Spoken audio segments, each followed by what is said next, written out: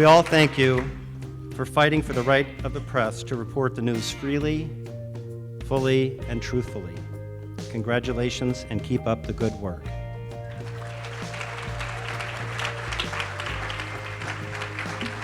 All the people who made such great sacrifices for the truth.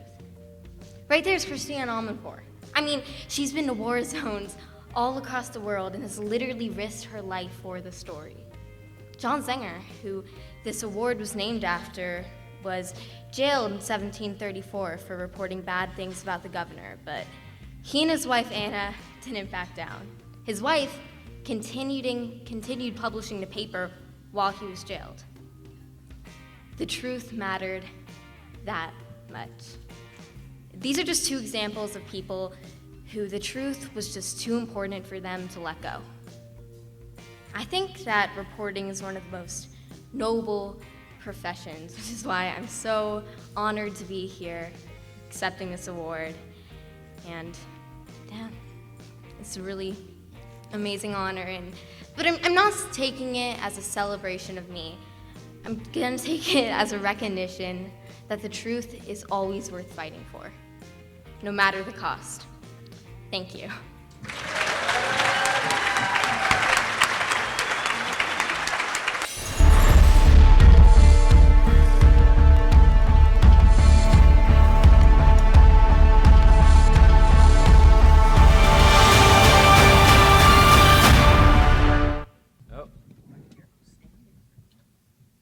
With great honor that I give you, Christiane Amanpour, the University of Arizona School of Journalism's John, Peter, and Anna Catherine Zenger Award for Press Freedom for your extraordinary contributions to press freedom and the people's right to know. You certainly epitomize, and I think anyone who's ever watched your work know that journalism is all about courage.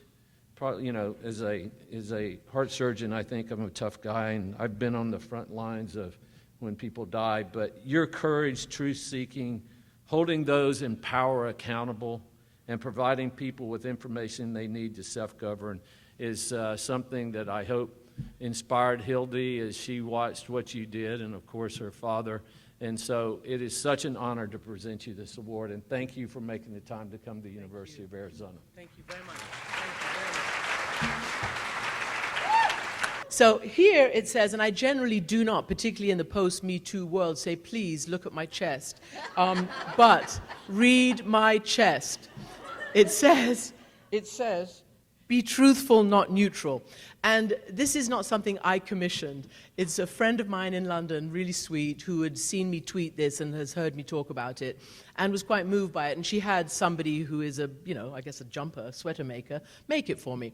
And so I decided to wear it. Why not? And then I decided I wouldn't just wear it. It's not a fashion statement. It's not just a slogan. It is what I am and who I am.